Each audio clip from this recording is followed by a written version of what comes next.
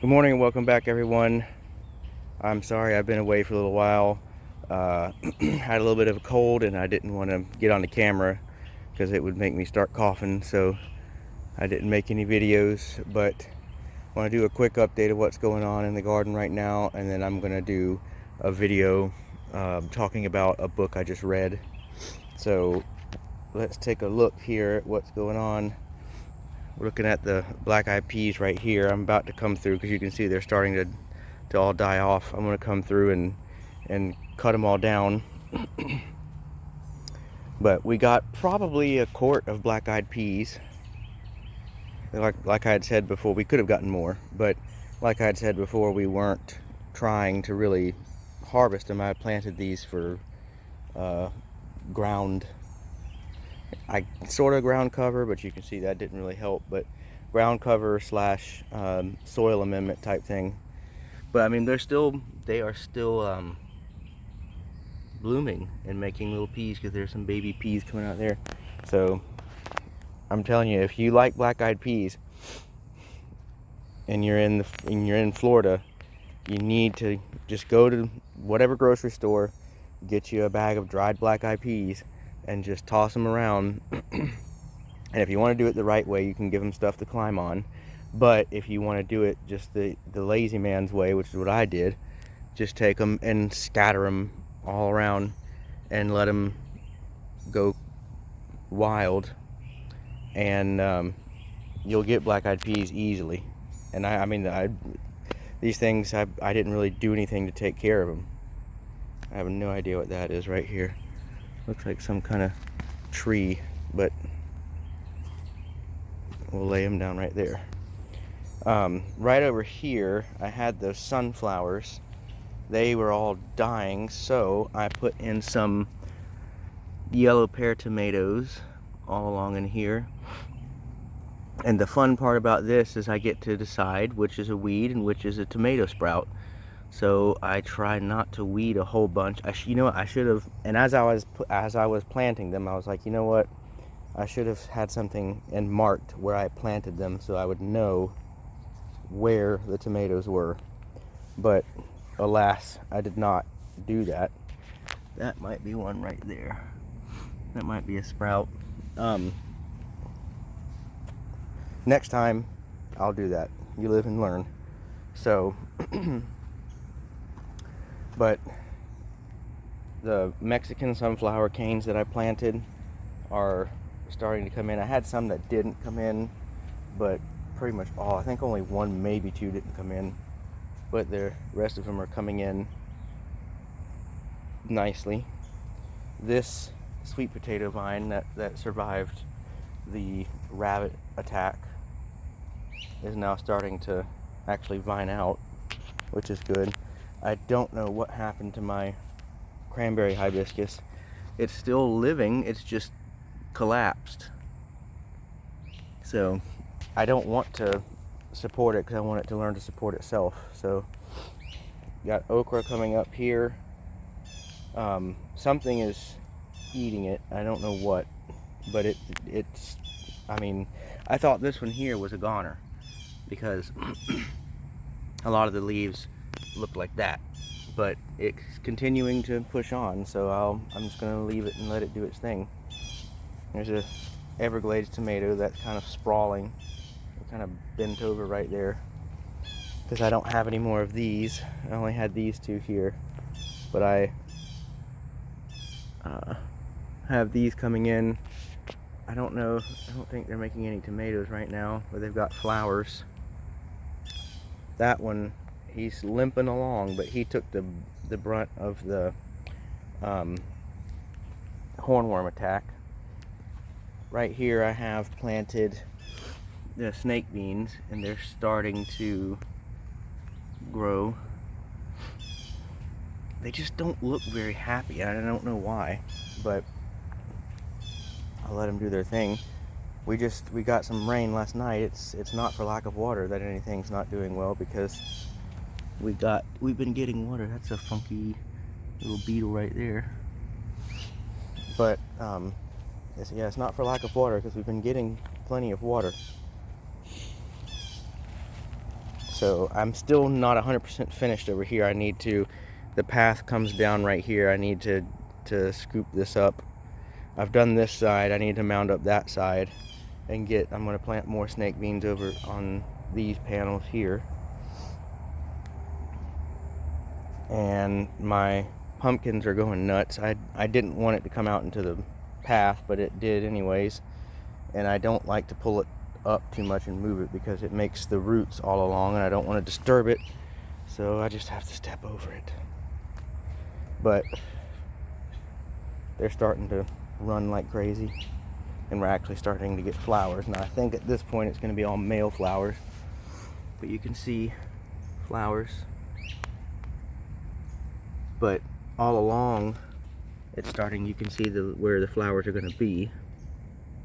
So give it a little more time and it'll start making the female flowers. It always makes the males first though. So but yeah, they're really starting to take off, which I was afraid that they weren't going to take off because of those silkworms that were eating them. Right, let me see if I can get where the tip of my finger is pointing. Right there's a little sprout. That's a garbanzo bean. I have a friend that asked if I could grow garbanzo beans, and I said, I don't know, I've never tried. I can't personally eat them because I'm allergic to them.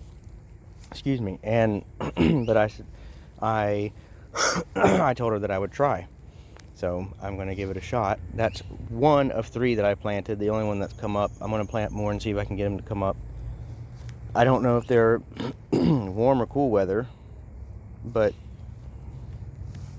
I will try. That's all I can say. And there's a stinking silkworm right there. Those things are so frustrating. But as you can see, it has survived the silkworm attack, and they are sprawling. So everything is looking good here. It will get more and more full in here as they continue to sprawl. I'm trying to contain them, but it's not easy to contain pumpkin vines. They like to just run everywhere. You see them coming up here. I don't know, sometimes I'm not sure where to send it, but we'll send it back this way. But you see that root? Whenever I pick a vine up to replace it, I end up pulling up those roots, and I don't like to do that. This here was some kind of flower that I had planted a while back ago, and it has survived. The plant has survived, but I don't know if it's going to ever make flowers again. But I mean, I'm leaving it there to see what it does. Unfortunately, my marigolds died, but they may have been short-lived marigolds anyways. But hopefully we'll get some good flowers with the Mexican sunflowers, bring in some pollinators, and it also makes good biomass that you can do some mulch with. The trees are doing well. Let me show you the peach tree. I'm actually relieved because the peach tree, look at all the Spanish needles in here. The peach tree I thought was not going to make it, but it has turned the corner and is starting to really come back. There's a orb weaver right there. You can't really see it, but it's putting on all new leaves. Putting out new leaves, I should say. See, right there. So, I'm glad. There was a peach flower actually right here, but I don't know if it would ever do anything. It's not peach season, so I don't know what would become of it. But I'm just glad because it actually was putting on new growth. So that means that it's taking root here. And look, I've got one lone acerola. This tree is happy. It grows like crazy. and it blooms like crazy multiple times, but I can never get anything to pollinate it, so I don't ever get acerolas. So I don't know, but yeah, everything else is doing pretty good.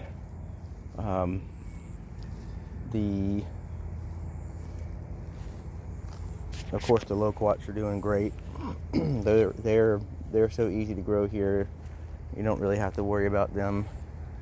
I'm gonna have to do something with this guy, my Jamaican Cherry, because it's just getting.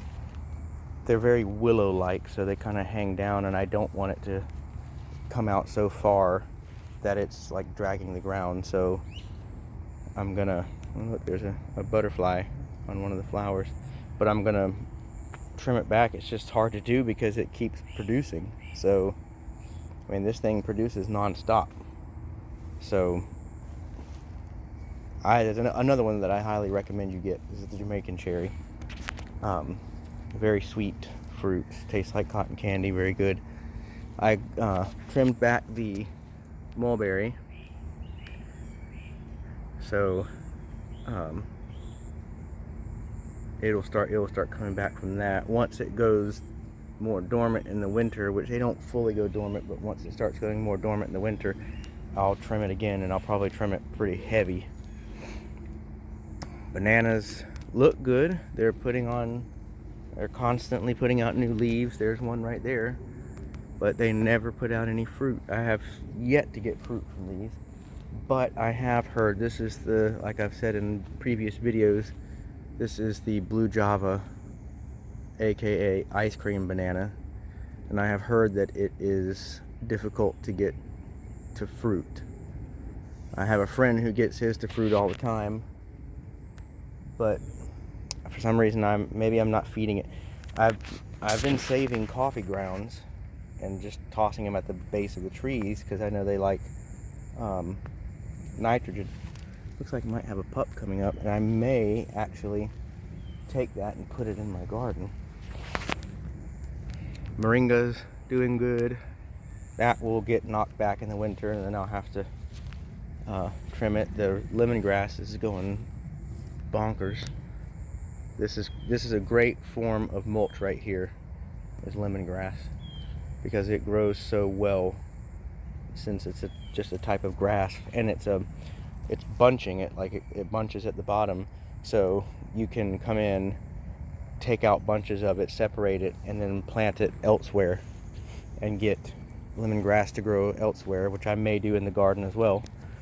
My starfruit tree here is doing great. It looks very healthy. There's an itty bitty lizard. Itty bitty little baby lizard. But starfruit's another tree that's kind of spindly, so it kind of falls, or it kind of leans over. Now right here, I had planted a bunch of papaya seeds. That's what those little sprouts are right there. And so what I'm gonna do, and what I've been doing, is coming through and just pulling some out. That one looks a little smaller than the rest. That one looks a little smaller than the rest. This one does.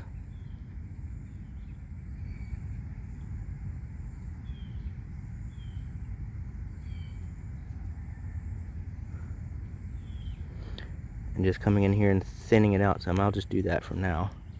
You can see they're starting to actually get more of a root system. But hopefully I can get some papaya. What I might do is let 2 or 3 of them actually come up there stronger, and then take one and put it in the garden. And I'll explain the reason why for that in the next part of this video. Rest in peace to my Meyer Lemon. I pulled him up just because I could never get it to look healthy, and he just kept, and he just had been looking worse and worse and worse. So I gave up the ghost with that one. My Pakistani was getting pretty sad looking, so I cut it back really heavy, and now it's putting on new leaves. Mulberries like to be trimmed and pruned. So as I've heard about figs, my fig tree looks great. It's very healthy, but it's just not making any figs. This is the brown turkey fig. I'd like to get a different variety because the brown turkey figs are not the best tasting. They're not bad dried.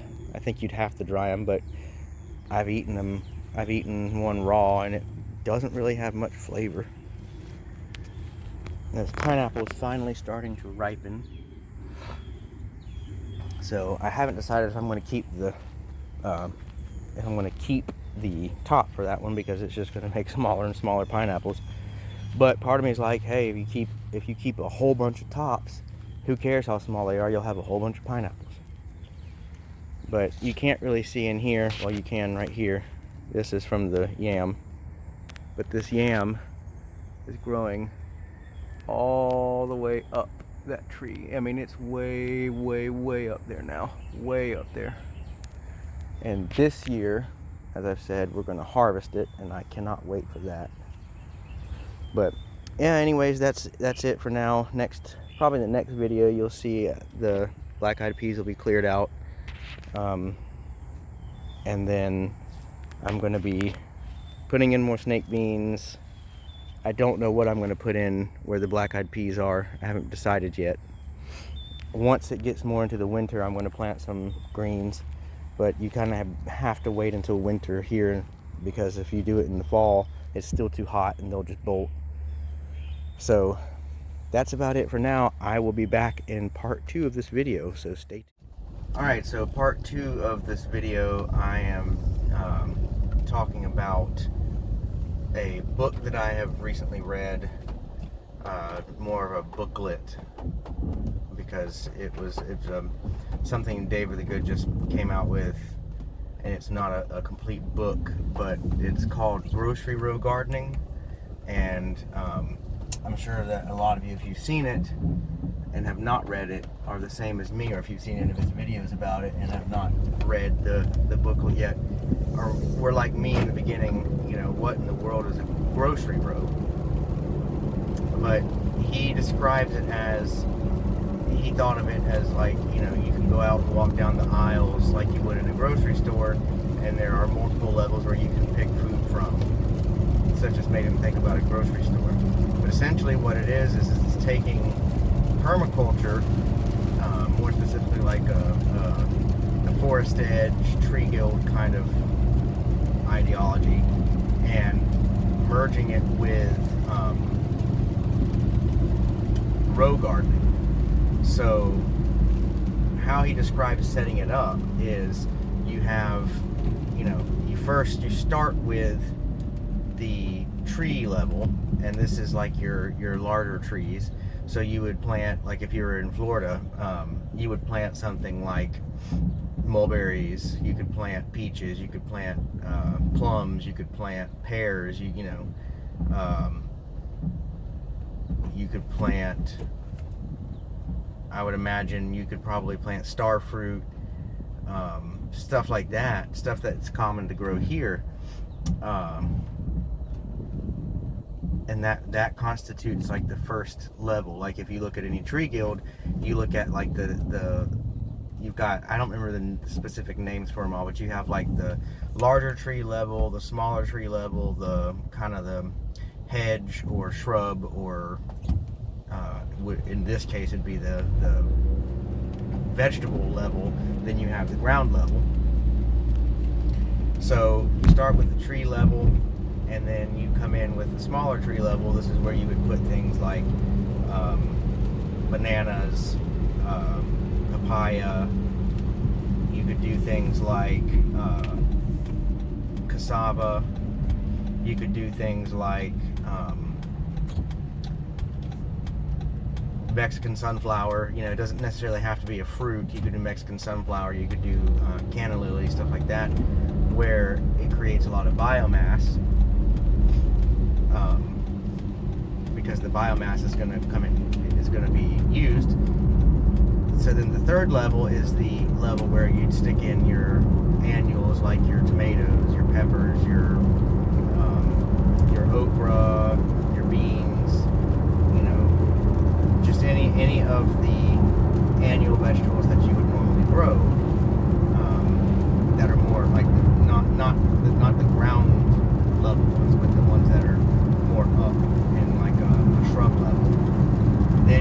row on the bottom, you have your ground level, which is where you would do things like sweet potatoes, like pumpkins. You could do passion fruit, because it's crawling on the ground. You could do, I would think, you could do things like carrots, like potatoes, not tomatoes, onions, green onions, those kind of things, possibly maybe some, leafy greens, that sort of stuff. Although you're kind of blurring the line between the third and fourth level there. But, and pardon if you can hear the rain, but yeah, so that's the idea, and that's kind of the idea behind things like a tree guild. But he's just taking that idea and putting it in a row garden. And so, but you want to plant things that produce a lot of biomass, because what you do is, he recommends making growing rows, I believe 4 foot wide, and the walking paths, I think he said 3 foot wide. But don't take my word for it. Read the book. But he, it gives it adequate space. So what you do, you start with your trees. You come in, you plant trees spaced out like they need to be, and then you come in between them and you put in your things like your papaya, your bananas, your Mexican sunflowers, or just things at that level. Then in between there, you put in your vegetables, like your annual vegetables, and then on the bottom, in between that, you've got your ground cover layer, which could also include cover crops. You could have a section of the garden where, outside of things like trees, you may not be growing any vegetables, just giving the ground a little bit of a break. So you may put in some cover crop, something like red clover or a true ryegrass or something like that. But so you set it up like that. The rows can be as long as you want them to be. It's just he recommends doing the width at certain width, because one, he's experimented with it. He thinks it's, with the 4 foot wide growing rows, it's easier to reach across, but it also gives enough room to grow things. The plants will be comfortable. But he recommends keeping your walking rows bare, and he uses a wheel hoe to come in and keep it hoed. So that way you can kind of control the weeds in that way. But then as far as the growing rows, you are essentially going to turn them into a no-till scenario. You have to till the beginning because you've got to prepare the garden. But after that, as you continue to build and add plants, when plants die and you take them out, you don't get rid of them. You leave them in the row to act as mulch. If you're growing things like canna lily, if you're growing things like Mexican sunflower or comfrey or something like that, you don't have to get rid of them, but you'd be trimming them, you'd be cutting them, stuff like that, and using it as mulch. You can also use things like papaya and banana as heavy biomass creators because of all the leaves that they put out. And then, so after a while, you're just piling all this up, and it becomes more like, at least in the growing rows, it becomes more like the no-till style gardening, where you're not retilling the soil. You're just coming along and if you need to put a plant in, you kind of move the mulch out of the way, put the plant in, put the mulch back, and that will help build good soil. It'll add life back to the soil. It'll attract life into the soil, and it will help with pests and stuff like that. Plus, you'll have an array of plants all in one area, which will attract various different pests. But the array of plants will confuse the pests. Plus, it will also attract an array of predators. Things such as wasps and spiders and birds and lizards and mantids and stuff like that. Ladybugs, of course, that sort of thing. Hoverflies. But the thing about the trees, though, is with the fruit trees, the large fruit trees, you don't let them get as big as you necessarily would in a traditional tree guild food forest, because you're wanting to keep it's obviously a row garden, so you don't want it to become a giant forest. You want to keep it like the edge of the forest. That's one of the big tenets of permaculture, is the forest edge. But in this case, you keep the trees pruned very manageable sizes. So certain trees you would just keep them pruned and they're small trees. Certain trees you could actually prune to be more like a shrub than a tree. So things like acerola, things like mulberry, you can prune them aggressively enough to where they're more like a shrub, and you know that's not uncommon already. You know, acerola. I have a friend who's from Puerto Rico, and he said and they grow acerola in Puerto Rico, and he said that in Puerto Rico they don't look like trees, they look like shrubs. And so you could do that, but whenever you do prune the trees, you don't get rid of the prunings. You cut them up depending on how big they are, and you drop them. Chop and drop. Like, that's another permaculture thing, is the chop and drop for things like mulching and feeding the plants and stuff like that. Because as the plants that you're chopping, as they get on the soil and break down, they're going to feed the soil and the microorganisms in the soil. And so you're going to be doing all of that. So it's like a constant recycling, you know. And I have decided through watching his videos on this. Sorry about that. I've been fighting that this whole time. I have decided from watching some of his videos on that, and then reading this book about it, that is what I am going to do with my garden. That's what I intend to turn it into. Now, my garden is not set up the way he recommends for his grocery row style of gardening. But I don't have, for the time being, I don't have intentions of redigging the garden. I don't want to lose everything that I've already got in there, and I just don't want to take the time and the effort to do it. So what I plan to do is just take what I've got and try to turn it into as close to the grocery row style as possible. And there may come a time where, you know, after I do this for a while, I may think, you know, yeah, I think he was right. I need a little bit wider walking rows. I need a bit wider growing rows. I think my growing rows are about 3 feet wide, roundabouts, and my walking rows are maybe like 1.5 feet, something like that. So that I may end up having to redig and start from scratch again. I don't know, but I'm going to try to implement the idea without having to start from scratch. So what I'm doing, I don't really have any trees planted in my row garden. It's up until now I've had my annual beds, and then I've had the food forest I've been trying to start. So what I intend to do, and what I've started doing, is I'm going to be putting things like different kinds of trees in the garden.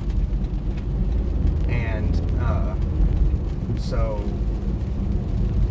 when I pruned, because I recently pruned my you'll see in the beginning of this video, I pruned my everbearing mulberry, and I took a cutting from that, and I'm trying to start that. And then I took a cutting from my acerola, I'm trying to start that. and I may do the same thing with a star fruit and see if I can start that. I know I can do it with a pomegranate, but pomegranates are so finicky that I don't know if it's worth it. And then eventually I might try it with the peach, but you know, it needs to get situated before I do anything with it. I may throw some moringa in there. They're a great chop and drop. So banana, I'll probably put some banana and some papaya in there. So I'm gonna have to add this stuff kind of as I go along, because right now all I've got in there are, other than the Mexican sunflowers that I've started, all I've got in there are annual vegetables. So what I'm going to have to do is kind of retrofit it to be a grocery row style garden. I'm going to have to put in trees. I really don't want to have to buy a bunch of trees to put in there, but so that's why I'm trying to root the trees that I've taken cuttings from and stick those in there. Hopefully that will happen. I'll dig out some banana pups and stuff like that and put it in there. I know I will have to buy some trees to put in there, but I'm trying to do as little of that as possible. I may throw a loquat in there or something like that. But I think all around though it is a good way to go about it, because eventually, you know, the work starts to taper off and it begins to take care of itself, a lot like a permaculture garden would, a tree guild or something like that. And that's the goal, is to where you don't have to go out and, you know, toil all the time. You're never going to have a garden you never have to work in. Like, I think a lot of the no-dig and no-till and permaculture enthusiasts will kind of sell it as that, like a no-work garden. You just plant it and it takes off and it feeds you for the rest of your life. That's not true. You will not have a garden that you don't have to put work into. If you're not going out into your garden on a, I would say, daily basis, but at least a few times a week, if you're not visiting your garden and, you know, just examining what's going on, odds are something's going to happen and you're not going to be able to get it under control, and you're going to have to start from scratch. Whether it be a pest infestation, the weeds take over, as you kind of saw in my garden. I let the grass and the weeds take back over, and that was a pain. So I don't believe in there, you know, some people would say otherwise, but I don't believe that there is a garden that takes no work. I just don't think that that's not the way the reality is.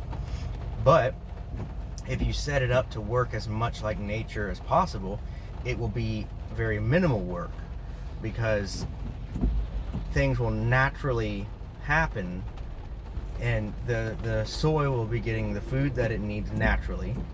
The plants will be getting the nutrients that it needs from the soil naturally. You're not going to, you know, you may have to start off adding amendments and stuff like that, and occasionally, you know, when you add things to the rows, or if something just gets bad and you need to fix it. But as time goes on, it's going to be, the soil is going to be corrected. It's going to be just the way that nature intended it to be. So I think that that's the best idea for row gardening that I've seen, because it incorporates the convenience, for us anyways, of row gardening with I guess sensibility of permaculture, which is, let's not fight nature, let's do it the way it would naturally do it, but just kind of be a shepherd of nature, and not be a shepherd, not a forester kind of thing. You know, not coming in and taking things down and redoing, but, you know, coaxing it one way or the other and working alongside of it. So as time goes on, that's what I'm going to do with my garden bed. I'm still going to have my food forest, my orchard, whatever you want to call it. I'm not giving up on that, but that's what I intend to do. Now, it's going to take time because it's a process, but yeah. So go get the book. I don't know if the hard copy is out yet, but I know the digital copy is on Amazon. I think it's like $5. Get the booklet and read it.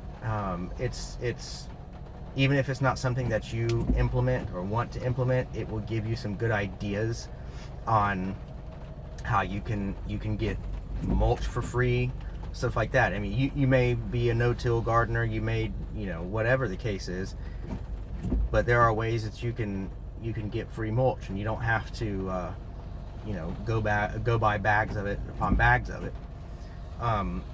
Yeah, so that's it for today. Thank you for watching. I appreciate it as always. Please leave your comments and subscribe, and come with me on this journey that I'm taking, and I'm learning as I go, and hopefully I'm helping you learn as you go. So that's going to be it for today, and I am going to try my hardest to get back to posting more. Like I said, we were all under the weather, and then we also were on vacation, so didn't have really time to come out. But yeah, things are going to get rolling here. The fall garden is going to be rolling here, so I will be posting more as time goes on. So thank you again, and I'll see you next time.